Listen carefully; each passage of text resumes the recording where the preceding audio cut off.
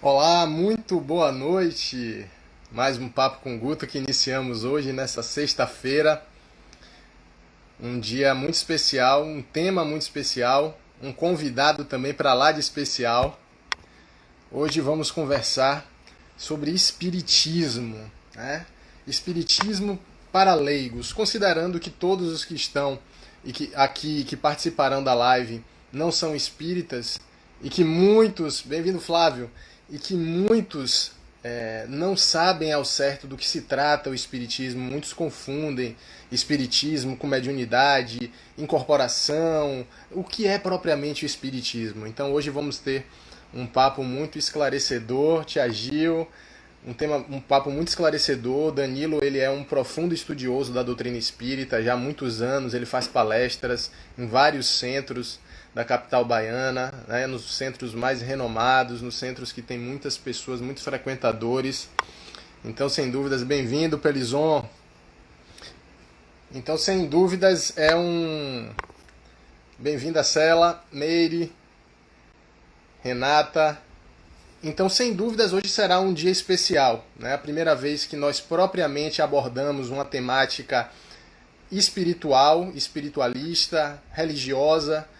Pretendemos fazer outras abordagens com outras religiões, com outras vertentes espirituais. Acredito que é importante. Religião nada mais é que um caminho para que possamos nos religar diretamente à fonte. Então, hoje, sem dúvidas, vai ser um dia especial, né? O primeiro papo especificamente sobre a doutrina espírita para começar. E falar do nosso convidado que já está aqui conosco é um prazer, uma satisfação. Danilo Cruz, ele é um renomado psicólogo, né, especialista em transtornos mentais, ele que ensina, leciona em muitas instituições, né, universitárias. Ele tem já uma larga experiência, como eu falei, como palestrante na seara espírita, professor, escritor, enfim, uma pessoa brilhante, um grande ser humano, um cara de uma sensibilidade também muito elevada. E vai ser um prazer conversar com Danilo. Chamarei essa grande figura aqui para conversar, aproveitar e explorar ao máximo o nosso tempo. Vão mandando aí aviãozinho, meus amigos, vão chamando pessoas, vão chamando amigos para que a gente possa ampliar a nossa interação. Bem-vindo, Danilo. Boa noite, meu Boa irmão. noite, meu irmão. Como está? Tá dando para escutar direitinho o meu áudio?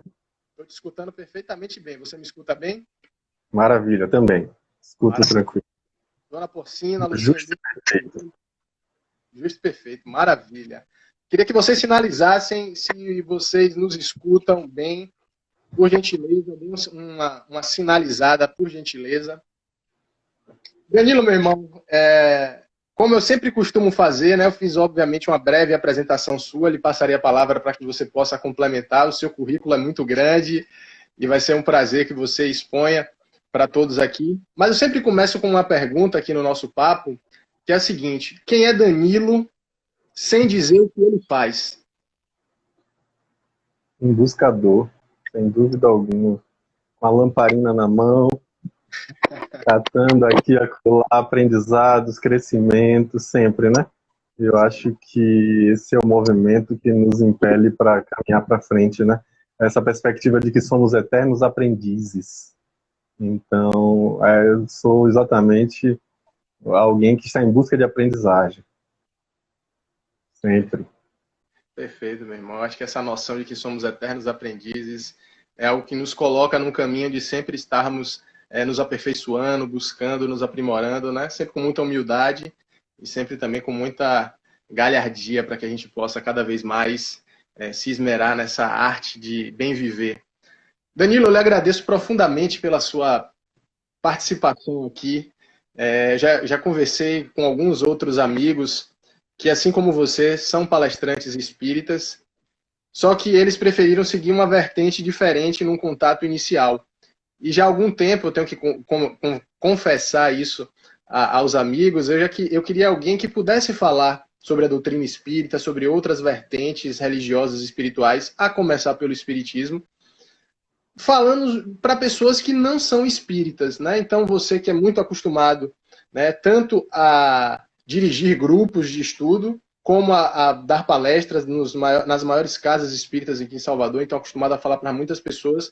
Só que eu acho que é um desafio, uma tarefa um tanto quanto diferente, digamos assim, para pessoas que não são espíritas. Até mesmo porque eu percebo, como espírita também que sou, que muitas pessoas deturpam.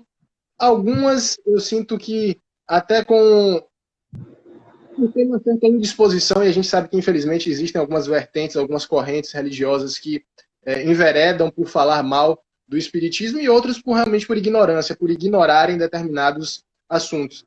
Então, como é que a gente começaria, meu caro irmão Danilo, a falar sobre espiritismo para pessoas que nunca ouviram falar muito sobre esse tema?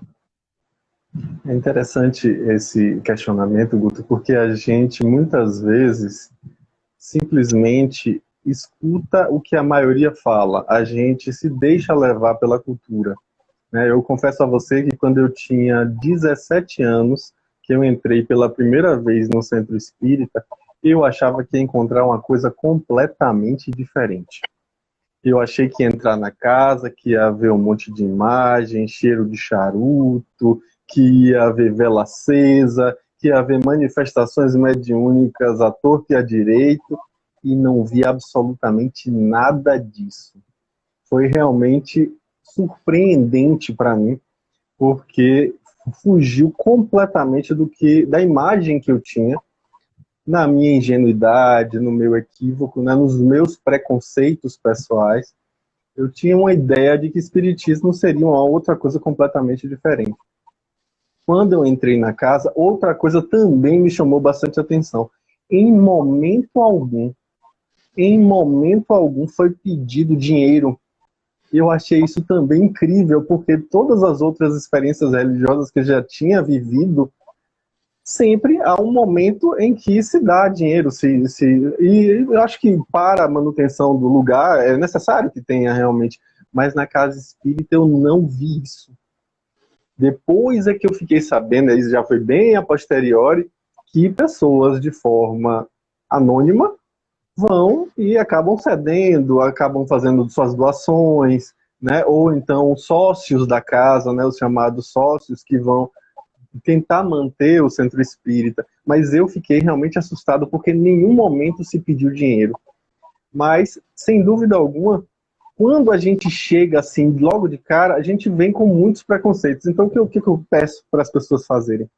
Deixarem de lado um pouquinho, colocarem embaixo da cadeira, embaixo da poltrona, embaixo do sofá, um pouquinho dos preconceitos, para poder a gente falar com mais abertura, com a xícara vazia, como diz aquela história do mestre que é visitado por um jornalista que queria estudar todos os princípios espirituais que aquele mestre poderia ensinar, só que ele chega dizendo, mestre, eu estudei com fulano, eu estudei com Beltrano, eu já li tantos livros, assim, eu queria que você me explicasse qual é a sua visão de espiritualidade. E o mestre, aceita um chá?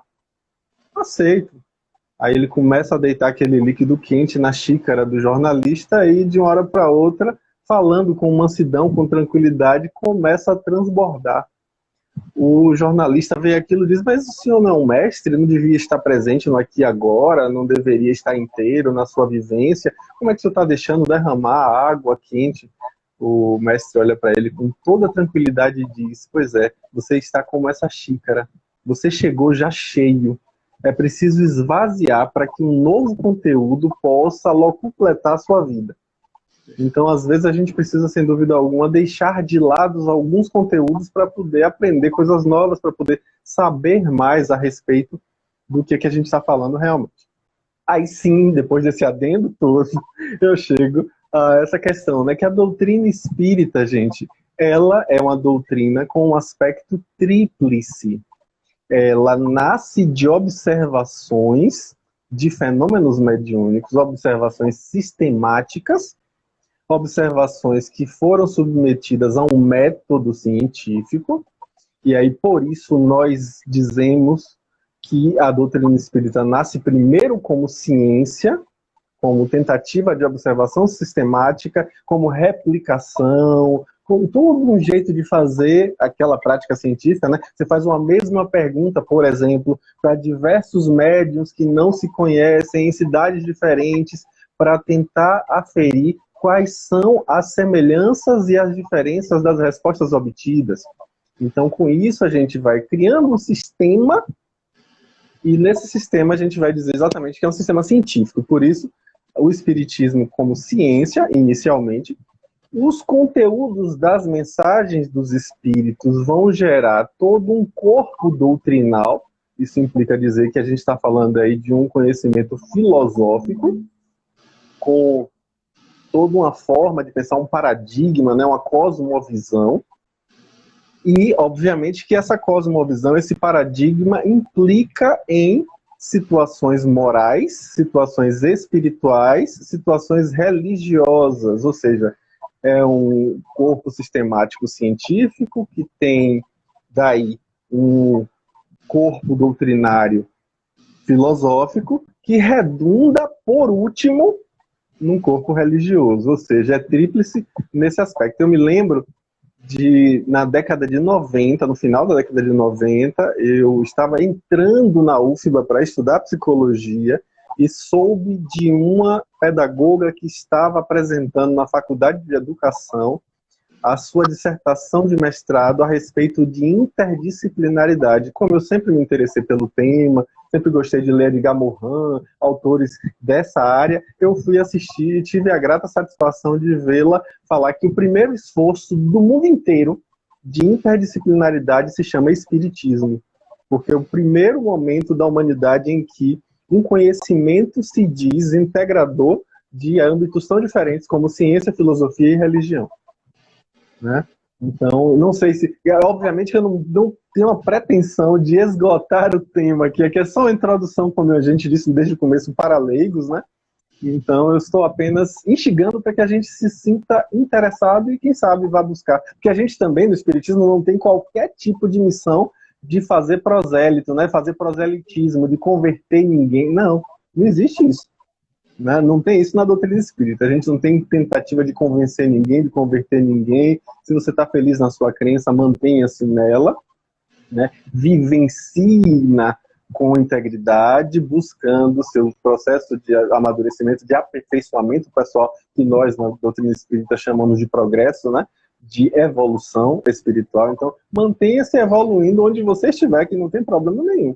Agora, se você tiver interesse em se debruçar sobre esses assuntos, em pesquisar mais, obviamente que a gente vai ter o prazer de expor as situações. É aquela história, né? É como Jesus. Jesus não impunha, ele expunha. Então, sem imposições, a gente expõe.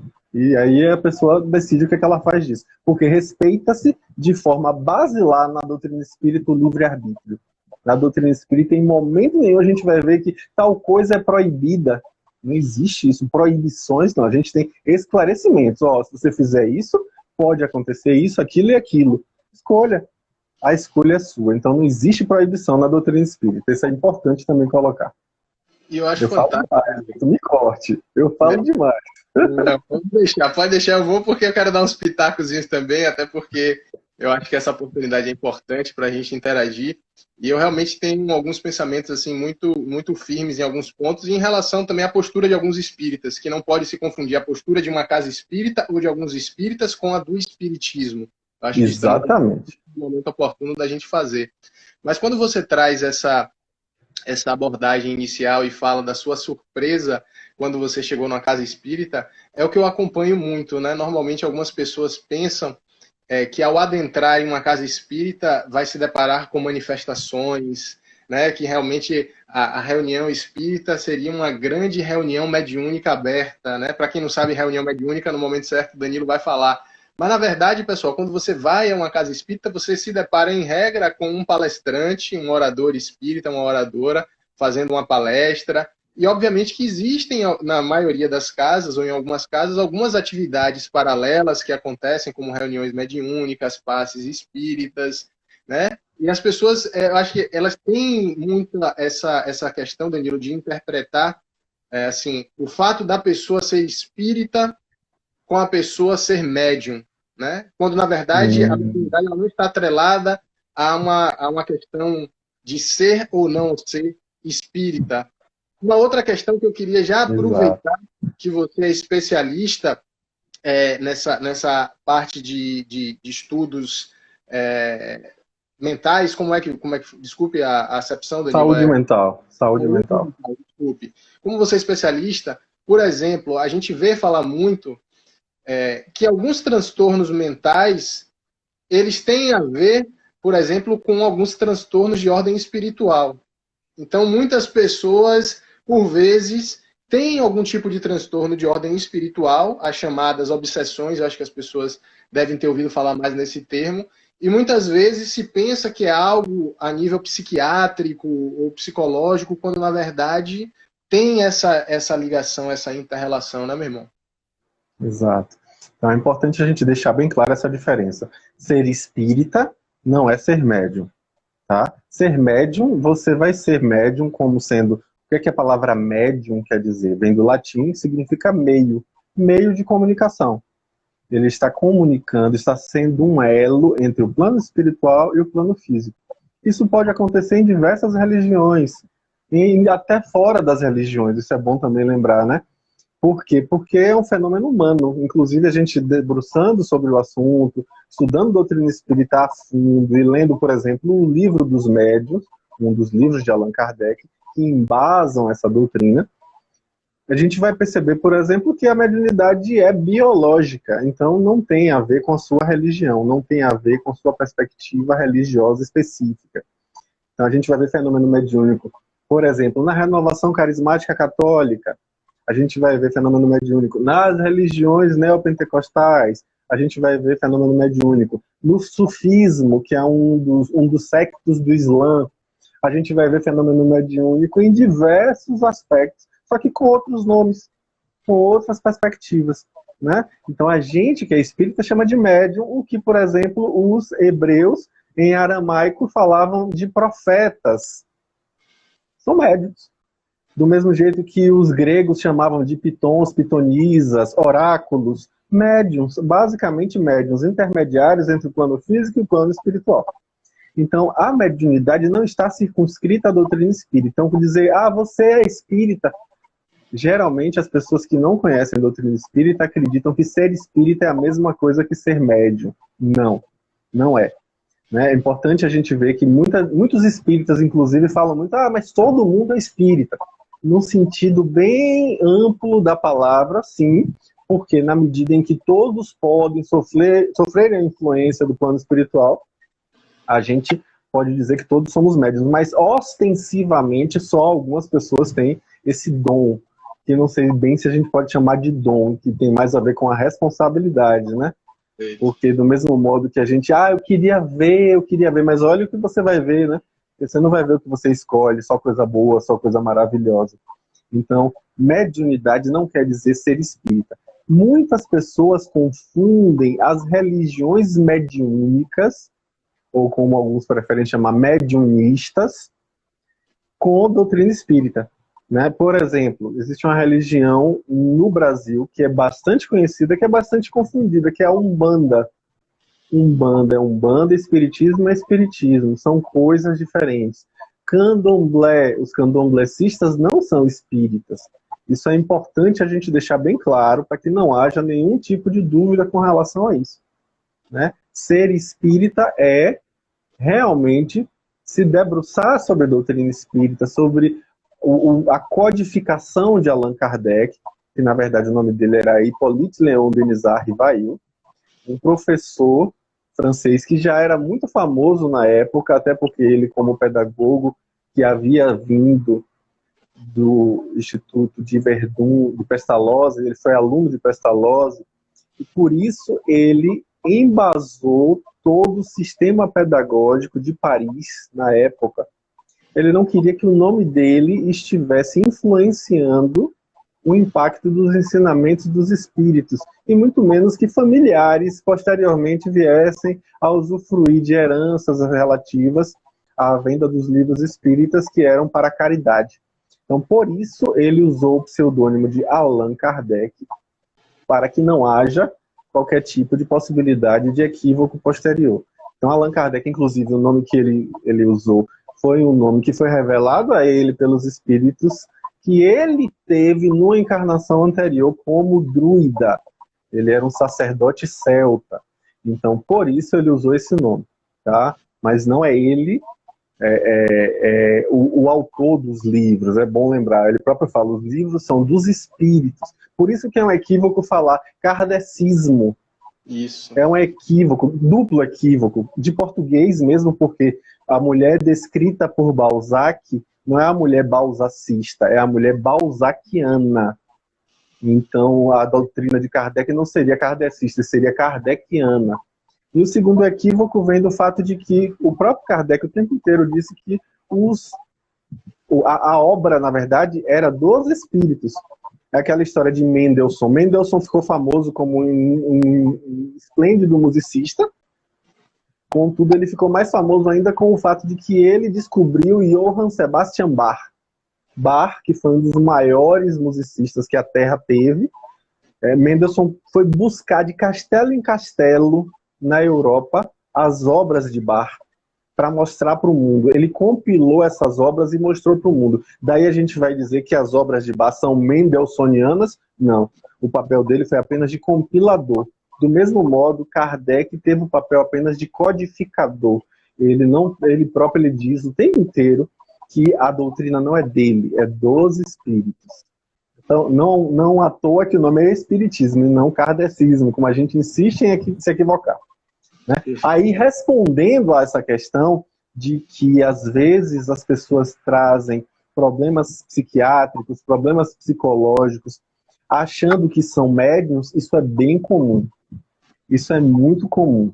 Até porque eu trabalho com transtornos mentais, eu trabalho em CAPS já há 15 anos e trabalhando em psicoterapia há 17 anos, na verdade, há 16 anos já que eu trabalho em CAPS. Já tem um tempinho. CAPS são Centros de Atenção Psicossocial. São as clínicas substitutivas aos hospitais psiquiátricos, que estão gradativamente sendo fechados para serem implementados esse serviço territorial, esse serviço inserido na comunidade, que é o CAPS.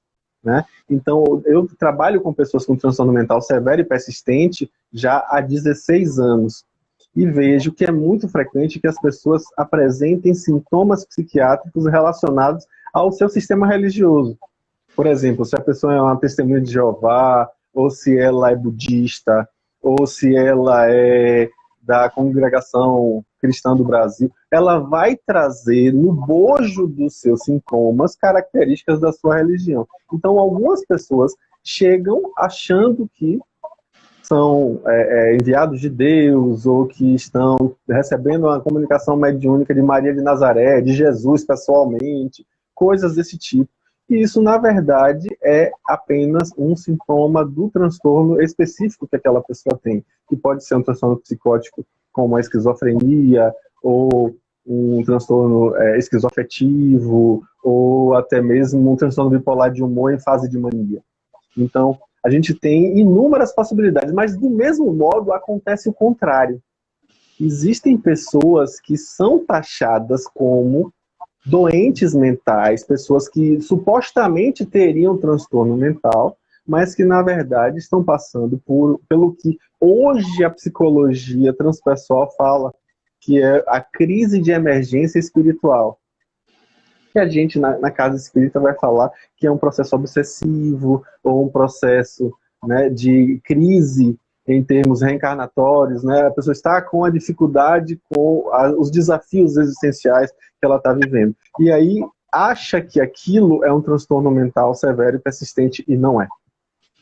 Teria um tratamento muito, muito tranquilo, digamos assim, em termos de prognóstico, numa casa espírita, com um trabalho de desobsessão, com um trabalho de evangelização, porque não adianta você fazer desobsessão, afastar o obsessor e a pessoa não se transformar. O espírito obsessor, que no caso é uma pessoa que desencarnou dentro da ignorância, e por conta dessa ignorância traz sofrimento para os outros, às vezes até tentando ajudar atrapalha, né? E às vezes é por mal mesmo, e outras tantas vezes por vingança, por mágoa, por dificuldade de perdoar. Né? A gente morre e continua, só que sem o corpo. É a lei de Lavoisier, um princípio científico básico, né? Nada se cria, nada se perde. Tudo se transforma. Portanto, A minha personalidade não se perde, ela apenas se transforma na sua forma de expressão. Então, nós continuamos, nós prosseguimos na nossa existência, só que sem o organismo físico, né? Aí teremos a posteriori a oportunidade de vestir um outro organismo físico quando da próxima encarnação. E muita gente, já finalizando a minha fala, que eu sei que você quer falar, muita gente se confunde falando assim, eu assisti uma apresentação musical que fulano de tal cantou uma música de Beltrano. Tinha um famoso de Bob Marley. O cara tocou a música de Bob Marley. Meu Deus do céu, encarnou Bob... Não é encarnou, aí no caso seria incorporou. Né? Encarnar seria nascer de novo. Né? Mas incorporar também é um equívoco. Né? A gente sabe disso, né, Guto? Que é um equívoco falar incorporar porque não entra no corpo. Exatamente. A ligação é mente a mente. É somente, mas a gente fala muito esse termo, né, para se referir à mediunidade de psicofonia, que é essa possibilidade de que o espírito se comunique através da nossa boca. Perfeito. Mas desculpa, eu falo, você sabe que se me der vazão, eu falo. Poder falar mesmo, até porque a gente tem que aproveitar ao máximo, inclusive, Danilo, até se você puder ir olhando aí algumas mensagens que nós recebemos, tem algumas perguntas aí bem interessantes. E aí eu quero que você selecione algumas, mas assim, apenas para fazer algumas considerações em cima do que você pontuou, eu acho que foi muito importante já um esclarecimento que você fez a todos de que espiritismo é espiritismo, não é kardecismo, né? E que ainda que se fosse utilizado o termo seria kardeciano, não kardecismo, como muitos falam, o espiritismo de Kardec, o espiritismo kardecista, o espiritismo ubandista, como você falou, a Umbanda, que é uma religião eminentemente brasileira, surgiu no Brasil, né, e é uma história, inclusive, que tem uma ligação com o espiritismo, é bem bacana, que quem se interessar busque ler a respeito, é muito interessante. E dentro de algumas religiões ou de algumas correntes esotéricas e espirituais, como você mencionou, existem fenômenos mediúnicos. Eu acho isso muito interessante, porque muitas pessoas, Danilo, confundem, pensam que os fenômenos mediúnicos eles passaram a acontecer a partir da codificação de Kardec. Ou seja, quando Kardec chega em meados do século XIX e aí começa através do Livro dos Espíritos e das suas outras obras do Pentateuco, aí que realmente o mundo ocidental se debruça de uma maneira diferenciada sobre esse tema. Mas se a gente olhar ao longo da história, desde que mundo é mundo, mediunidade existe, né? E quantas mulheres ou tidas como bruxas foram queimadas, lançadas às fogueiras, né? Por quantos magos ou, enfim, anciãos foram lançados às fogueiras porque eram ditos como bruxos e bruxas e, na verdade, em alguns casos, tratavam-se de pessoas que tinham essas faculdades mediúnicas mais afloradas. E falando em mediunidade, deixando muito claro que, inclusive, o Livro dos Espíritos, ele elenca mais de 40 tipos, salvo engano, de mediunidade. E todos nós somos médiuns, inclusive porque uma das faculdades mediúnicas que é inerente a praticamente todos os seres humanos é justamente a intuição, né? E Kardec fala lá justamente essa mediunidade intuitiva, então de repente você tem aquela intuição, né? Então além da clarividência, ele cita a clareaudiência, aquelas pessoas que escutam vozes, né, que se comunicam com espíritos dessa maneira, pessoas que conseguem ver a face de um ente desencarnado na face de uma outra pessoa encarnada. Então são uma série de fenômenos mediúnicos que podem ocorrer, e eu fico, Danilo, um tanto quanto estupefado, e eu acho que o Espiritismo ele propõe muito uma fé raciocinada e a questão da tolerância, né? Como você falou, no Espiritismo não tem proselitismo, você não tenta converter ninguém ou dizer que essa verdade é a verdade mais verdadeira, né? Esse é o caminho. E partindo disso, eu observo algumas pessoas que tentam desconstruir algumas questões atreladas ao Espiritismo, inclusive muitas pessoas que ocupam posições de líderes religiosos, querendo falar, inclusive, em verdades. E aí eu fico me questionando, né?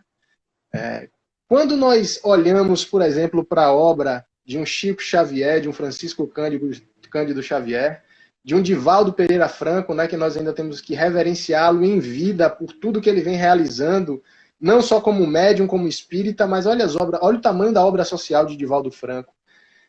E quando você vê algumas situações que esses irmãos de luz aqui entre nós fizeram e fazem ainda, quando você vê um Divaldo, por exemplo, psicografar uma mensagem em francês, escrevendo de trás para frente em um congresso internacional, por exemplo.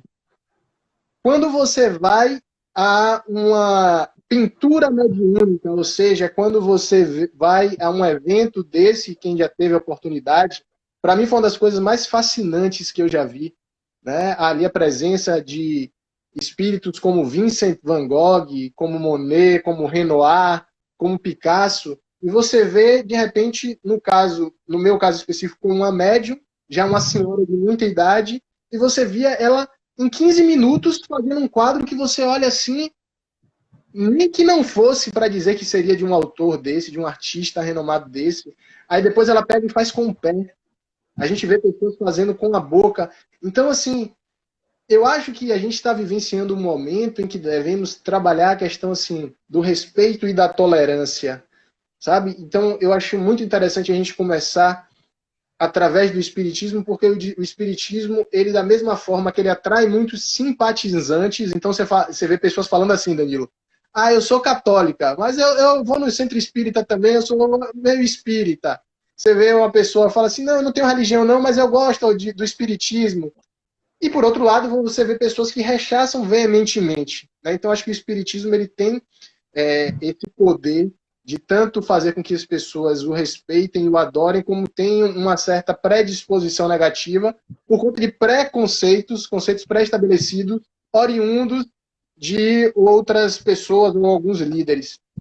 Então, eu queria fazer essa abordagem para justamente ouvir de você a sua percepção. Você como palestrante, e você que é uma figura em que você, de alguma forma, tem uma imagem muito atrelada, né, ao espiritismo, porque você palestra em centros como, por exemplo, e aqui eu saúdo todos os amigos aqui do Irmã Sheila, da Fraternidade Espírita Irmã Sheila, em que numa mediúnica da Irmã Sheila, ou numa sessão doutrinária da Irmã Sheila, você tem ali presencialmente de 500 a 600 pessoas assistindo dentro da Casa Espírita, fora as transmissões através do YouTube que acontecem.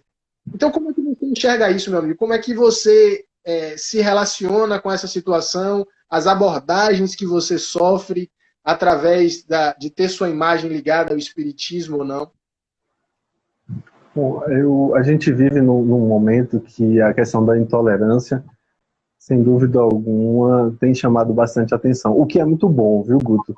Porque antes a gente não estava nem aí para a intolerância, a gente vivenciava ela com muita tranquilidade e expressava de forma aberta e simplesmente não tinha nenhuma advertência, por exemplo, com relação à intolerância. Hoje a gente já se horroriza com a intolerância, então, para mim, isso é um índice de que estamos melhorando, estamos evoluindo. Ainda tem muito a caminhar? Tem. Ainda temos muito a caminhar. Mas com relação especificamente à religiosidade, o que é que a gente vai perceber? A intolerância é sempre diretamente proporcional à ignorância. Quanto menos a pessoa sabe, mais intolerante ela vai ser. E é por isso que a doutrina espírita tem como uma das principais bases, e aí eu estou falando tanto em termos de movimento espírita, quanto em termos pessoais, a principal base da doutrina espírita é o convite ao estudo. Eu estou falando da minha opinião pessoal e do que eu tenho visto o tempo todo no movimento espírita e que vem sendo compartilhado comigo por diversos amigos e diversos desconhecidos com os quais eu tenho tido contato através de lives como essa, através de palestras pelo YouTube, etc. Então, sim, a gente está tendo, sem dúvida alguma, um momento em que toda essa intolerância está tendo a chance de se dirimir, se dissolver, porque a gente está tendo a oportunidade de estudar, de se debruçar, de conhecer mais a respeito. Né? Quanto mais a gente conhece, mais a gente tem a capacidade empática de se colocar no lugar do outro, de perceber como o outro percebe. E, inclusive, é bom lembrar, a doutrina espírita é uma doutrina cristã. Nós seguimos Jesus conforme está lá, figurado, né, na questão de número 625 de O Livro dos Espíritos, né, que é o principal livro, a principal obra, é o marco inicial da doutrina espírita, publicado em 18 de abril de 1857, tá? Então, ali começou o Espiritismo, e ali a gente vai ler exatamente que o nosso modelo e guia é Jesus. Então, seguimos Jesus. Só que com outra perspectiva. Nós, por exemplo, não acreditamos na divindade de Jesus. Para nós, Jesus não é Deus, no sentido que se dá essa palavra Deus. Ele é Deus da mesma forma que ele falou para nós: vós sois deuses, tudo que eu faço farão e muito mais. Então, nesse sentido, sim, porque nós também somos. Ele é um irmão mais evoluído, o mais evoluído que já pisou no planeta Terra, e por isso o nosso modelo e guia. Tá? E é importante deixar claro aí que muitas pessoas às vezes falam: mas na Bíblia está proibido o espiritismo. Como é que a Bíblia, que foi escrita antes de Jesus, o Velho Testamento, né, vamos dizer aí, 1500 antes de Cristo, como é que lá está escrito que o espiritismo é proibido se o espiritismo é de 1857? Existe aí um contrassenso, né? Existe aí uma tradução equivocada, enviesada, e só fomenta uma atitude de intolerância por conta do equívoco. O que a gente vai ver, geralmente, nos argumentos dessas pessoas? Que Moisés proibiu o mediunismo, proibiu que as pessoas fizessem consultas com os pitons, as pitonisas, as feiticeiras. Ele proibiu isso. E aí eu já deixo uma coisa bem clara: se proibiu, é porque acontece. Tá? Porque ninguém proíbe boi de voar, porque boi não voa. Então, se ele proibiu, é porque é uma realidade. É possível se comunicar com os espíritos. Tá? Isso já deixa claro. Segundo lugar, ele, quando proíbe isso, ele estava levando em conta a sua cultura, do mesmo modo que ele proibiu de se comer carne de porco, do mesmo modo que ele proibiu das pessoas se alimentarem de peixe, de couro, ele proibiu das pessoas usarem roupas com composições diferentes, a mesma roupa com duas composições diferentes, tinha que ser tudo com uma coisa só. Ou seja, ele na verdade era um grande legislador e um grande sanitarista. Ele percebeu que ali era mais seguro não comer carne de porco, porque as pessoas não cozinham direito a carne, então vai dar problema, vai dar cisticercose, vai dar então vamos fazer. E aí ele viu, obviamente, que se ele liberasse a comunicação mediúnica ia ser um problema, porque muito charlatanismo já existe, né, com a proibição dele. Imagine sem. Né? Já houve tanto charlatanismo com a proibição de Moisés, imagine sem. Não à toa que ele vem, junto com Elias, um dos maiores médiums da literatura bíblica do Velho Testamento, para a transfiguração de Jesus no Monte Tabor, com os apóstolos. Né? Ele aparece junto com Elias, como quem estivesse dizendo: olha, isso aqui que a gente está vivendo agora é um fenômeno mediúnico, de comunicação com os espíritos, e eu estou, na minha presença aqui, deixando claro que a minha proibição não faz mais sentido. Né? É como se ele estivesse assinando embaixo o término do período em que a perspectiva profética, que a mediunidade era chamada de profecia, né? eram os profetas, como eu expliquei agora há pouco, estava acabada, aquela proibição estava acabada. Então, a partir daí, a gente vai ver se proliferar no cristianismo primitivo toda a mediunidade, e isso depois, na Idade Média, diminuiu bastante por conta das intolerâncias, e aí a gente vai ver a ciência se desenvolver até chegarmos em 1857 termos o que nós espíritas chamamos de advento do Espírito de Verdade, né, que veio como consolador prometido por Jesus trazer, né, a possibilidade de compreender os ensinamentos de Jesus a partir de um olhar racional. É uma fé raciocinada, né, como a gente vê no preâmbulo de diversos livros espíritas, né, falando sobre isso, né, que a fé precisa realmente encarar a razão face a face em todas as épocas da humanidade. Então, está aí a lógica da doutrina espírita.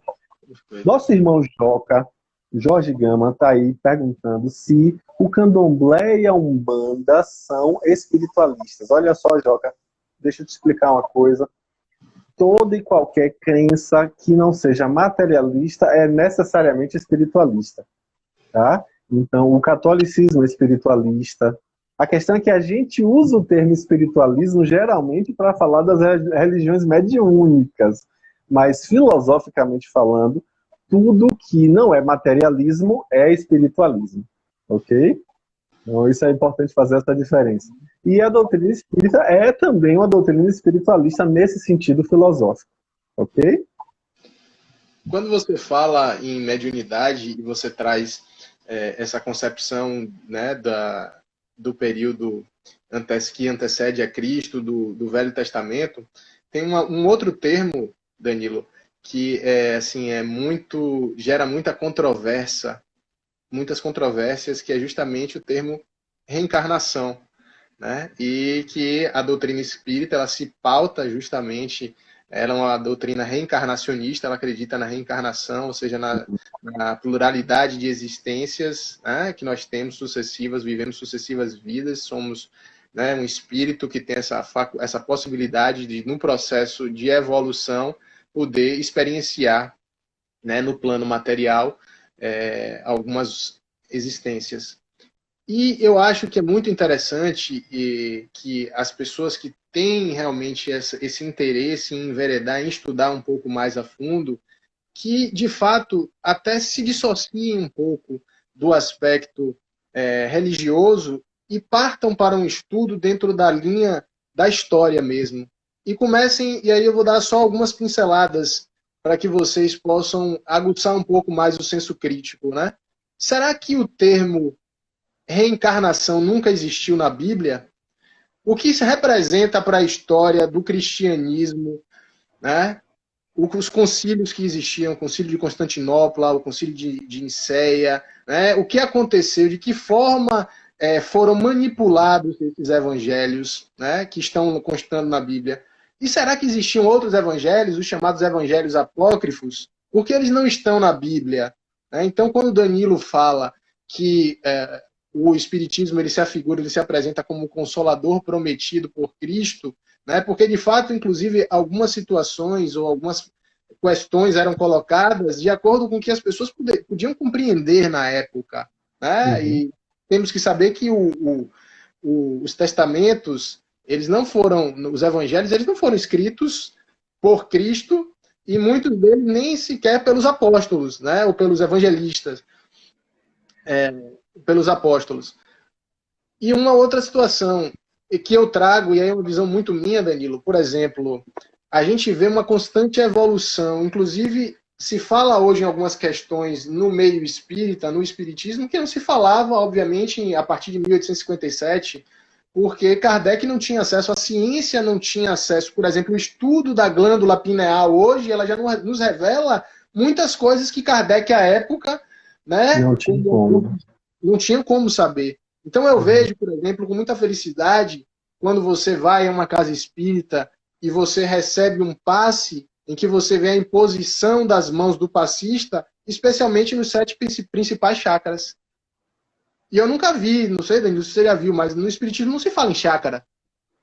Né? Isso a gente vê muito na cultura oriental. Então, veja, o que Chico Xavier trouxe através de André Luiz, lá na década de 40 do século passado, algumas coisas que décadas depois a gente começou a observar aqui no plano material, coisa que ele já falava do lado, né, décadas antes. Então eu acho que até a nível de desenvolvimento do nosso senso crítico, a gente deve começar a se questionar sobre algumas coisas e não esperar que ninguém nos traga a resposta pronta. Vai estudar, olhe historicamente, veja o que foram os concílios, se existiu ou não reencarnação, por que a reencarnação saiu da Bíblia? Né? A Bíblia ela ainda é alterada hoje em dia? Sim ou não? Né?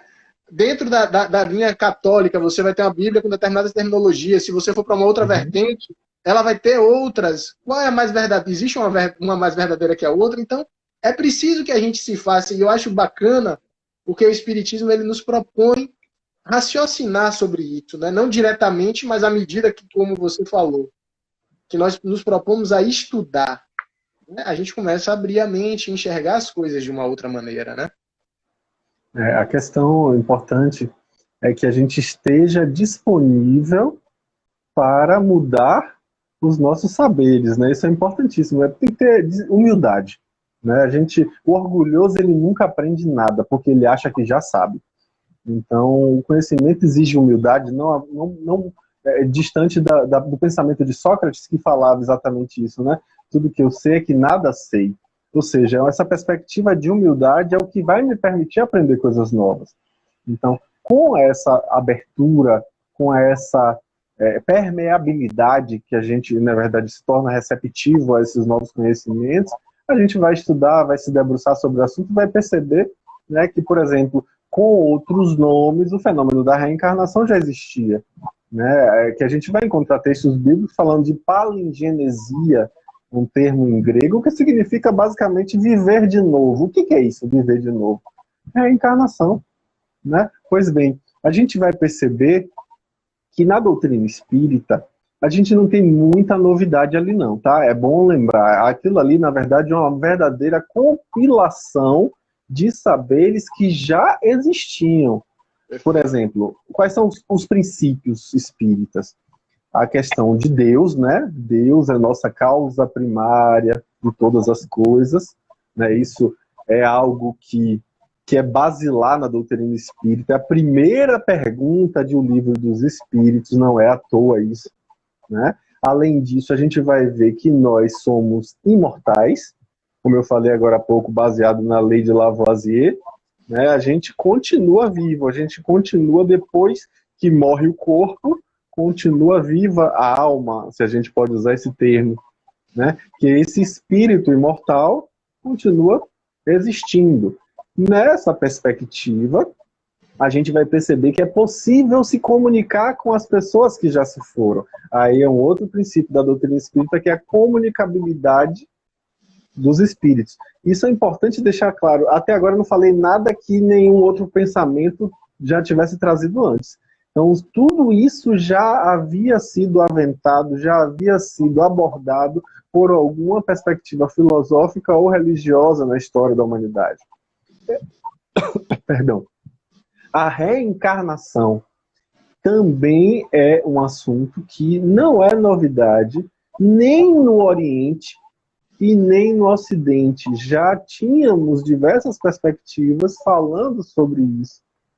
Já tínhamos diversos olhares, né, que traziam a questão da reencarnação, né, que é basilar, porque nós somos espíritos em evolução. Eu não sou Danilo, eu estou Danilo.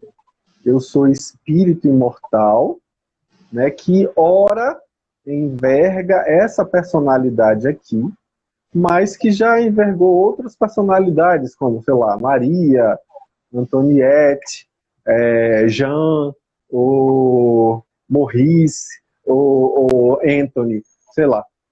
Eu já devo ter vivido em vários lugares, várias culturas diferentes, né, vivenciado aprendizados diferentes, e estou sempre melhorando. Hoje eu sou melhor do que o que eu era antes.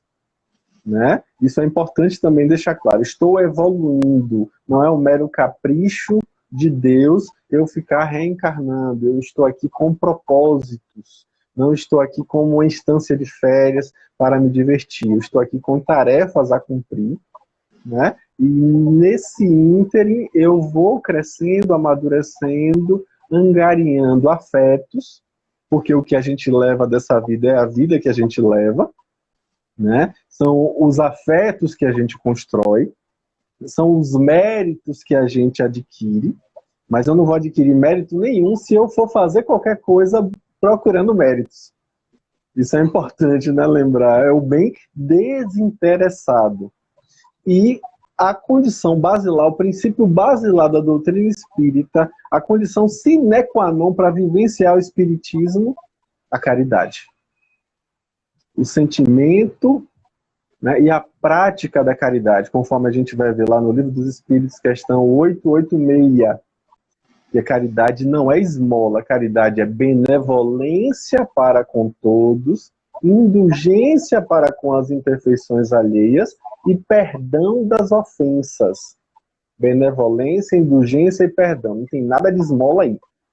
Então é importante a gente fazer a diferença, né? Que as pessoas pensam em caridade como esmola, como você dá da sua sobra. Exatamente. Perfeito, perfeito, meu irmão. Eu acho que esse é um dos pontos fulcrais que quando a gente fala em espiritismo, a gente tem que pontuar, né? A questão da caridade. Eu acho e a caridade por si só, essa caridade da doação, do perdão, da indulgência, ela é muito mais poderosa do que simplesmente uma mera caridade material. Não que ela não tenha seu valor, né? E é importante pontuar também que quando você fala que caridade não é dar esmola ou simplesmente entregar uma sopa, alguma coisa na rua, não que isso não tenha o seu valor.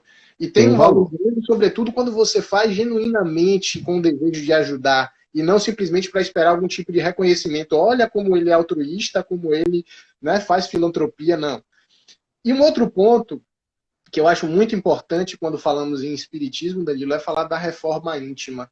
Né? Algum amigo nosso, algum irmão mais acima falou que ser espírita, né, ou entender-se espírita, porque dizer-se espírita, gente, particularmente, opinião minha, se você vai para um centro espírita e por isso você se intitula espírita, me desculpe, eu não o considero espírita somente por isso, tá certo? Ou nem tampouco se você for um papa-passe, se você vai para um centro espírita de manhã, de tarde, de noite, tomar passe, meu Deus do céu, eu estou aqui realmente purificado.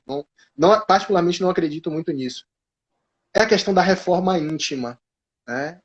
A reforma íntima, tem um livro fantástico de Hermance Dufour, que ela fala justamente a reforma íntima sem martírio.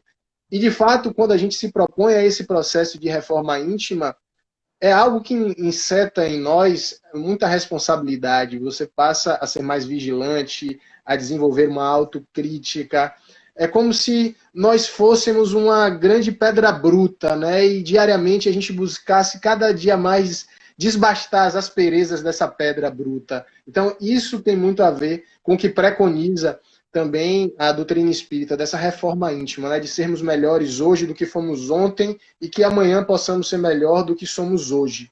Então, eu acho que a gente precisa também deixar isso muito bem sedimentado, né? Que o ser espírita, ou se intitular espírita, traz em seu bojo também uma certa responsabilidade. É preciso que a gente tenha esse compromisso com nós, sabendo que buscando modificar a nós mesmos, nós conseguimos modificar a realidade ao nosso redor, né? A gente começa a mudar a realidade com o nosso próximo, mais próximo, né? Amar o próximo como a ti mesmo. Começa dentro de casa, com a sua esposa, com seu filho, com seus pais, com seu irmão. Começa a fazer esse movimento, comece com você e vá trazendo, envolvendo essas pessoas. Quando sair de casa, vá com um porteiro, no seu ambiente de trabalho, e por aí vai. Não seja só espírita dentro do centro espírita, não seja só cristão dentro da igreja, não seja só budista dentro do templo e por aí vai. Meu irmão Danilo, nós temos ainda 8 minutos e eu costumo fazer meus agradecimentos antes para não correr o risco de o Instagram nos cortar. Então, antecipadamente, eu quero lhe agradecer profundamente por ter aceitado esse desafio, que eu sei que para você foi muito prazeroso. E o papo, quando é bom, passa rápido, né, pessoal? Rápido. Estou vendo aqui os coraçõezinhos subirem, só falta aquele já está no final, infelizmente. Era uma live que a gente poderia ter mais 1 a 2 horas e teríamos ainda muito pano para manga. Danilo realmente é uma figura com um conhecimento profundo e vasto e transmite tudo com uma serenidade, uma sobriedade e uma didática que realmente encanta. Meu irmão, gratidão.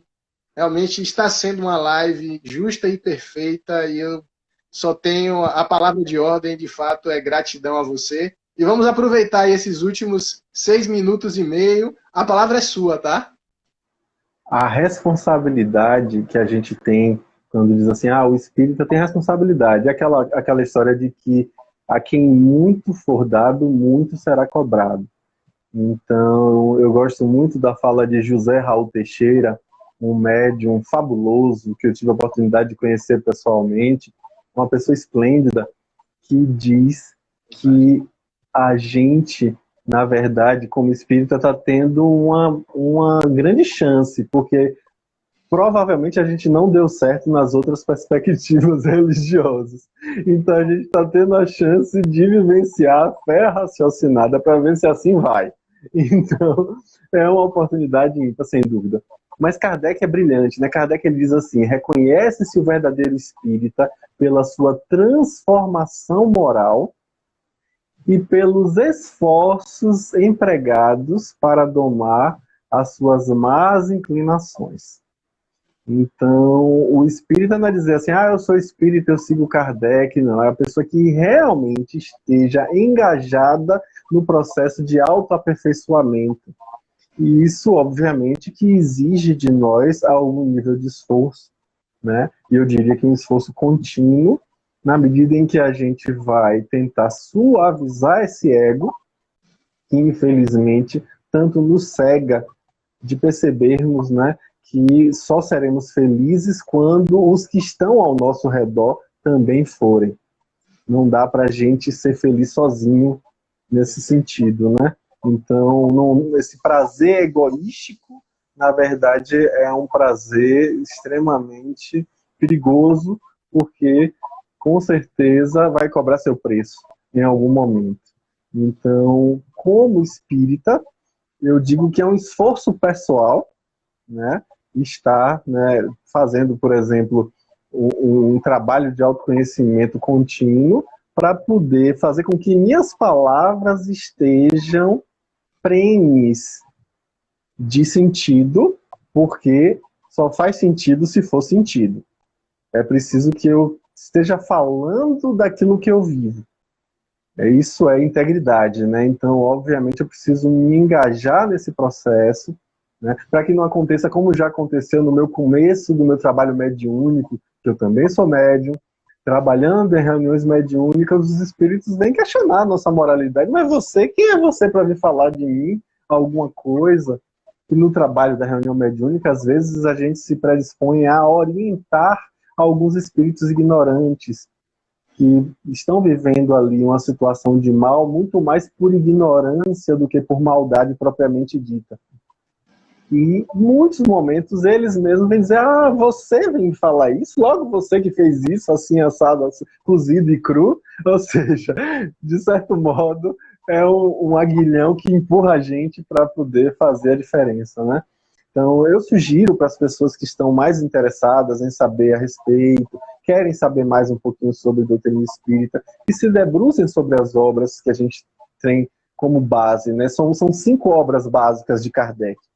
Primeiro, o Livro dos Espíritos. Segundo, o Livro dos Médiuns. Terceiro, o Evangelho segundo o Espiritismo. Quarto, o livro Céu e o Inferno.